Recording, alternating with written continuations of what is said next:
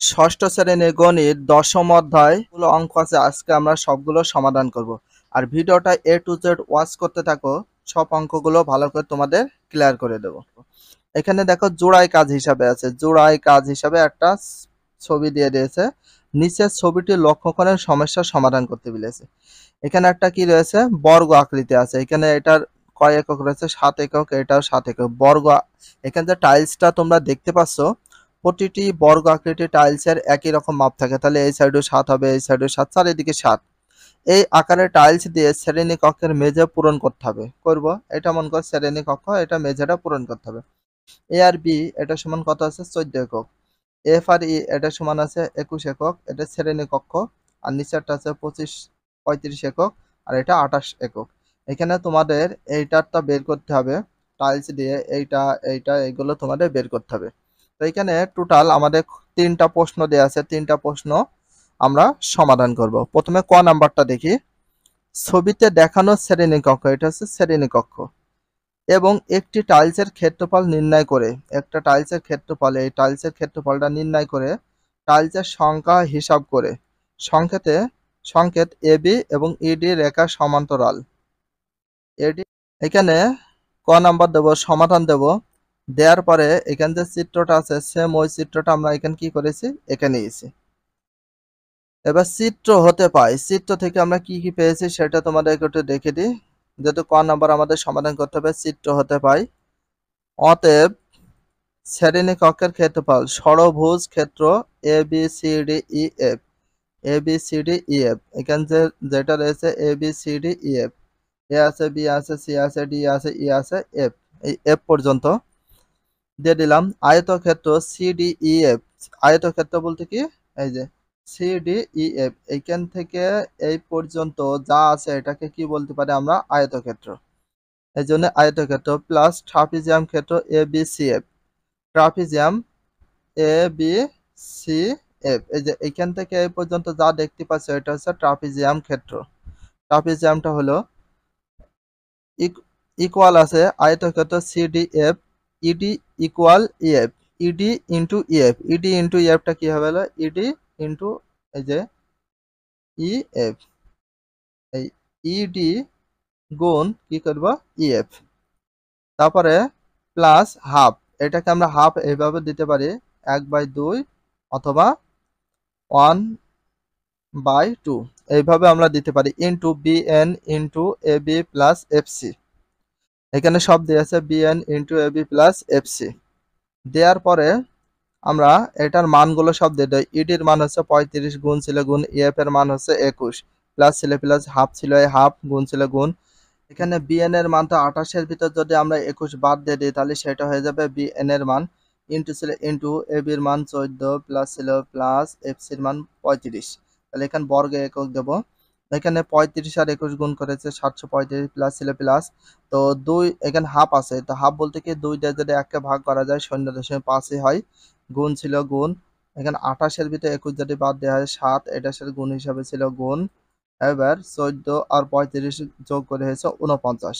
এবার এখানে গুণের কাজ করব। প্রথমে 0.5 গুণ 7 গুণ 49, এটা সম্পূর্ণ আমরা গুণ করে নেব। গুণ করে যা হবে 735-এর সাথে যোগ করে হচ্ছে আমাদের 906.5 বর্গ একক। এটা হয়ে গেল। আবার একটি টাইলসের ক্ষেত্রফল তোমাদের বের করতে হবে। একটি টাইলসের, এই যে একটা টাইলসের ক্ষেত্রফল কি বাহু গুণিত বাহু, তাহলে সূত্র হচ্ছে 7 গুণ 7 হবে। এখানে দেখো আবার একটি টাইলসের ক্ষেত্রফল 7 গুণ 7 কিভাবে, বাহু গুণিত বাহু। সকলে জানো বর্গকার ক্ষেত্রে ক্ষেত্রফলের সূত্র হচ্ছে বাহু গুণিত বাহু বা বাহু স্কয়ার, একই বিষয়। এটা বাহু 7 গুণ ছিল গুণ, বাহু ছিল বাহু, তাহলে 7 কত, 49 বর্গ একক। এখানে কোনো সেন্টিমিটার বা কিছুর কথা বলিনি, এককের কথা বলেছে, এককই হচ্ছে। অতএব প্রয়োজনীয় টাইলসের সংখ্যা, তাহলে প্রয়োজনীয় টাইলসের সংখ্যাটা তোমাদের বের করতে হবে। তাহলে একটি টাইলসের ক্ষেত্রফল, তাহলে একটি টাইলসের ক্ষেত্রফল ভাগ শ্রেণীকক্ষের ক্ষেত্রফল। এই যে শ্রেণীকক্ষের ক্ষেত্রফল আমরা পাইছি 906.5 বর্গ একক। আর তাহলে একটি টাইলসের ক্ষেত্রফল ভাগ শ্রেণীকক্ষের ক্ষেত্রফল, তো আমরা সবসময় চেষ্টা করব এইটা আগে দেওয়ার। তাহলে শ্রেণীকক্ষের ক্ষেত্রফল, এখানে আমাদের একটু মিস্টেক হয়েছে, শ্রেণীকক্ষের ক্ষেত্রফলটা আগে দেবো আর একটি টাইলসের ক্ষেত্রফলটা পরে দেবো। কিন্তু আমার এখানে মিস্টেক হয়ে গেছে একটু, শ্রেণীকক্ষের ক্ষেত্রফলটা আগে দিবা আর একটি টাইলসের ক্ষেত্রফলটা পরে দিবা, দিয়ে এখন ভাগ। আর শ্রেণীকক্ষের ক্ষেত্রফলটা হচ্ছে 906.5 ভাগ ছিল ভাগ, তাহলে একটি টাইলসের ক্ষেত্রফল দেব 49। অবশ্যই তোমরা শ্রেণীকক্ষের এই ক্ষেত্রফলটা আগে দিবা আর একটি টাইলসের ক্ষেত্রফলটা পরে দিবা। তাহলে 906.5কে যদি আমরা 49 দিয়ে ভাগ করি কত হয় 18.5 বা 19টি। তাহলে কয়টি টাইলস ধরে নিয়েছে 18.5টা বা প্রায় 19টি, আমরা সেটা ধরে নিলাম। অতএব নির্ণয় টাইলসের সংখ্যা, এটা টাইলস বানানটা মিস্টেক করেছি, টাইলসের সংখ্যা এই যে এটা এখানে হবে টাইলস। নির্ণয় টাইলসের সংখ্যা হচ্ছে কয়টি 19টি, উত্তর হচ্ছে 19টি। তাহলে আশা করি এটা বুঝতে পেরেছো ক নাম্বারটা। এবার আমরা খ নাম্বারটা সমাধান করব। খ নাম্বার, শ্রেণীকক্ষের মেঝের আনুপাতিক ছবিটি খাতায় আঁকো। এটা আনুপাতিকভাবে ছবিটা খাতায় আঁকতে হবে। প্রদত্ত আকারে কাগজের টাইলস তৈরি করে শ্রেণীকক্ষের ছবিটি বসিয়ে দেব। কতগুলো টাইলস প্রয়োজন হচ্ছে সেটা তোমাদের বের করতে হবে, কতগুলো টাইলস প্রয়োজন হচ্ছে মানে এঁকে নিতে হবে ছবি। শ্রেণীকক্ষের মেঝের আনুপাতিক ছবিটি খাতায় আঁকতে হবে। যে মেঝে আছে না, এই মেঝের আনুপাতিক একটা ছবি আমরা আঁকে নিয়েছি। নেওয়ার পরে এখানে আমরা দিয়ে দিয়েছি এ বি, তারপরে A B, F C, ED সবকিছু ঠিক আছে। এখানে 35 একক ছিল, 28 একক ছিল, 21 একক ছিল, এটা ট্রাপিজিয়াম কোয়ালিটি ছিল, সবকিছু এই যে এইভাবে একটা আনুমানিকভাবে আঁকে নেওয়া হয়েছে। চিত্রে 7x7 বর্গ একক ক্ষেত্রফল বিশিষ্ট কাগজের টাইলস দিয়ে শ্রেণীকক্ষের মেঝের আনুপাতিক ছবিটি পূরণ করা হয়েছে। তাহলে আনুপাতিক ছবিটি কি করা হয়েছে, এই ছবিটা পূরণ করা হয়েছে।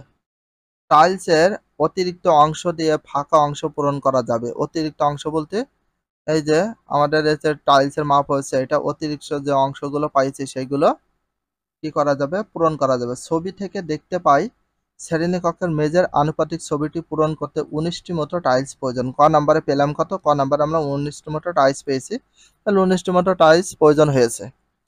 গ নাম্বার বলা হয়েছে ক এবং খ থেকে প্রাপ্ত ফলাফলের পার্থক্য থাকলে তার যৌক্তিক ব্যাখ্যা দাও। ক আর খ নাম্বার পার্থক্য যদি থাকে তাহলে যৌক্তিক ফলাফলের ব্যাখ্যাটা আমাদের দিতে হবে। চলো ব্যাখ্যাটা দিই। গ নাম্বার সমাধান, ক হতে পাই প্রয়োজনীয় টাইলসের সংখ্যা পাইছি কত, আমরা 19টি প্রয়োজনীয় টাইলসের সংখ্যা পাইছি। খ হতে পাই প্রয়োজনীয় টাইলসের সংখ্যা, এটা টাইলস হবে, সরি টাইলস বানানটা আমরা টাইলসের লিখে ফেলেছি, এখানে টাইলস হবে। প্রয়োজনীয় টাইলসের সংখ্যা আছে এখানে 19টি হবে। তাহলে ক নাম্বারে 19টি টাইলসই প্রয়োজন হয়েছে, খ নাম্বারে 19টি টাইলস প্রয়োজন হয়েছে। ক ও খ এর প্রাপ্ত ফলাফল হতে পাই উভয় ক্ষেত্রে প্রয়োজনীয় টাইলসের সংখ্যা সমান। অবশ্যই ক নাম্বার 19টা হচ্ছে, খ নাম্বার 19টা প্রয়োজন হচ্ছে। এবার দেখো, সুতরাং ক ও খ এর প্রাপ্ত ফলাফলের মধ্যে কোনো পার্থক্য পরিলক্ষিত হয়নি, কোনো পার্থক্য হয়নি, তার মানে একই বিষয় পেয়েছি, দুটাই হচ্ছে 19 করে পেয়েছি। তাহলে আশা করি এই অঙ্কটা তোমরা সম্পূর্ণটা বুঝতে পেরেছ। একক কাজে আছে একের একটি সমকোণ ত্রিভুজের বাহু 3টি বাহুর দৈর্ঘ্য।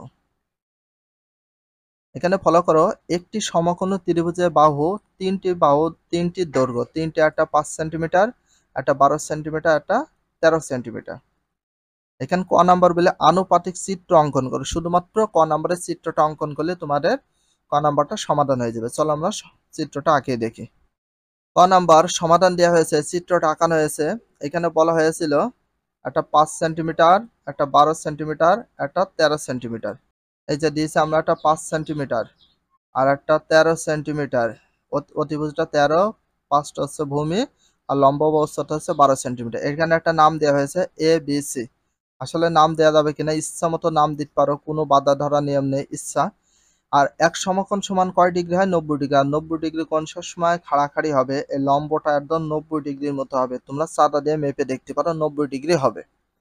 শুধুমাত্র চিত্রটা অঙ্কন করতে বলা হয়েছিল, বাট একটু লেখালেখি হালকা করে করি। চিত্রে এবিসি একটি সমকোণী ত্রিভুজ, এবিসি সমকোণ ত্রিভুজ। কোণ বি সমান কয় ডিগ্রি, 90 ডিগ্রি। সরি, এখানে তোমাদের হচ্ছে 90 ডিগ্রি হবে, আমার এখানে দেওয়া ভুল হয়েছে। এখানে 90 ডিগ্রি বা এক সমকোণ এবি সমান, এই যে এখানে ছিল আমাদের কি, এটা নাম ছিল এবি। তো এবি সমান কত, 12 সেন্টিমিটার। আর বিসি সমান এই যে বি আর এসি সমান কয় সেন্টিমিটার, 5 সেন্টিমিটার। আর এখান তো এ ছিল, এসি সমান কত, 13 সেন্টিমিটার। সেটা এখানে 900 না, এটা হচ্ছে 90 ডিগ্রি হবে। তাহলে এখানে কেন কোণ বি সমান 90 ডিগ্রি, কারণ এইটা হচ্ছে আমাদের অরিজিনাল কোণ, এইটাকে তোমাদের ফলো করতে হবে, এই বিটাকে 90 ডিগ্রি আছে কিনা, এটা বুঝতে পেরেছো। এবার আমরা খ নাম্বারটা দেখি। সমকোণিক বিন্দু থেকে বিপরীত বাহুর ওপর অঙ্কিত লম্বের দৈর্ঘ্য নির্ণয় করো। মানে সমকোণিক মানে সমান হবে কৌণিকটা বিন্দু থেকে বিপরীত বাহুর উপর অঙ্কিত লম্বের দৈর্ঘ্য নির্ণয় করো।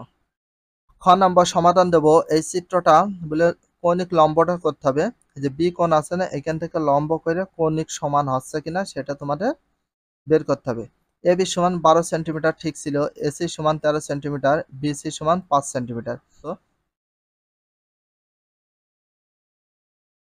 বাট এখানে বি আর ডি যে কৌণিকটা হয়েছে এইটার এটা এই কোণ আর এই কোণ সমান হতে হবে। কৌণিকটা সমান সেটা মেপে তোমাদের বের করতে হবে। মনে করি এবিসি ত্রিভুজের এবি সমান 12 সেন্টিমিটার আছে। এই যে এবি সমান 12 সেন্টিমিটার, বিসি সমান 5 সেন্টিমিটার। একটু দেখাই। মনে করো এটা আমাদের কি কোণ, এটা দিলাম এ বি আর এটা সি। এটা রয়েছে 12 সেন্টিমিটার, এটা রয়েছে 5 সেন্টিমিটার, এটা রয়েছে 13 সেন্টিমিটার, এটা রয়েছে। আর এখানে যেটা ছিল এখানে বি আর ডি দিয়ে সেটা তোমাদের কি এইটার এটা সমান কিনা বের করতে হবে। এটা কিন্তু সম্পূর্ণ আমাদের চিত্র থেকে পেয়ে গেছে। ত্রিভুজের কোণ এবিসি সমান এক সমকোণ। এক সমকোণ সমান কয় ডিগ্রি? 90 ডিগ্রি হয়, বোঝানোর জন্য 90 ডিগ্রি। বি বিন্দু বি বিন্দু হতে বি বিন্দু হতে এসি এর ওপর অঙ্কিত, এই বি বিন্দু হতে এ আর সি এর ওপর অঙ্কিত হয়েছে বিআরডি, অঙ্কিত হয়েছে লম্ব দৈর্ঘ্য করতে হবে। বিআরডি বের করতে হবে মানটা। এখন এখন কমা দেব বি বিন্দু হতে এসি এর ওপর। আচ্ছা, এ আর সি এর ওপর কি আছে? বি আর ডি। এই যে বি আর ডিটা রয়েছে, লম্ব আঁকে বি আর ডি এর মানটা বের করতে হবে।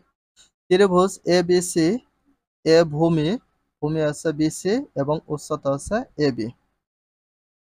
অতএব ত্রিভুজ এ বি সি এর ক্ষেত্রফল, এ বি সি এর ক্ষেত্রফল হাফ ইন্টু ভূমি গুণিত উচ্চতা। তার মানে হাফ ইন্টু ভূমি গুণিত উচ্চতা, ত্রিভুজের ক্ষেত্রফল হাফ ইন্টু ভূমি গুণিত উচ্চতা। তাহলে হাফ ইন্টু বিসিটা কি ভূমি, এই যে বিসিটা হচ্ছে ভূমি, আর গুণ এ বিটা হচ্ছে কি লম্ব, এ আর বিটা হচ্ছে লম্ব।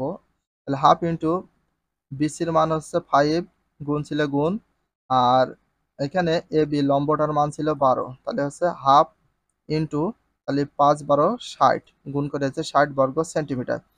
এবার হাফ আছে, তো হাফ আমরা কিভাবে দিতে পারি? 1/2 গুণ কত 60, এইভাবে দিতে পারি।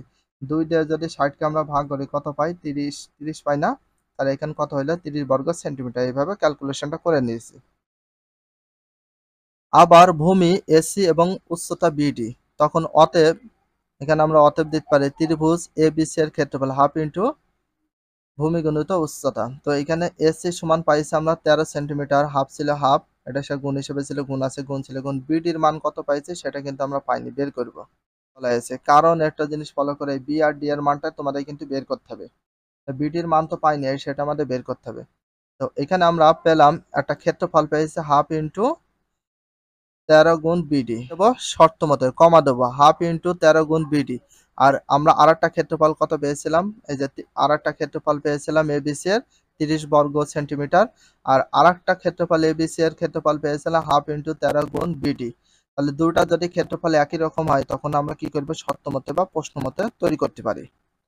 এখানে হাফ ছিল, এখানে হাফ ছিল, এখানে হাফ বলতে আমরা পাই হচ্ছে কত? 1/2। তো এখানে 1/2, 2 এখানে কি হিসাবে ছিল? ভাগ হিসাবে, তার মানে 2 এখানে ভাগ হিসাবে আছে। এইভাবে দিতে পারি, এইভাবে দিতে পারি। তার 2 ওই সাইডে ভাগ, এই সাইডে ভাগ থাকলে সমানে ওই সাইডে যায় হয়ে যায় কি গুণ, এই জন্য গুণ হয়ে গেছে। 13 ছিল 13, উপরে 1 এর দাম নেই, দিলে হয়, উপরে থাকে 1, তো 1 দিয়ে এটাকে গুণ করলে এটা হয়। তো সে অনুযায়ী আমরা 2 যদি ওই সাইড দিয়ে গুণ হয়ে যায়, 13 ছিল 13, গুণ ছিল গুণ, বিডি ছিল বিডি, তার 13, তাহলে কত আছে? 60 হয়। 13 30 দোকানে কত হয়? 60, তাহলে 60 হয়ে গেল। তাহলে এখানে আমরা যদি এক লাইন বাড়াই তাহলে হয় হচ্ছে 13 গুণ বিডি সমান কত? 30। তাহলে 30 এটা গুণ করলে কত হয়? 60 হয়। এবার 13 এর সাথে বিডি কি হিসাবে? গুণ। তাহলে 13 যদি ওই সাইডে দিয়ে দিই তাহলে কি হয়ে যায়? ভাগ হয়। বিডি এই সাইডে রেখে দিলাম।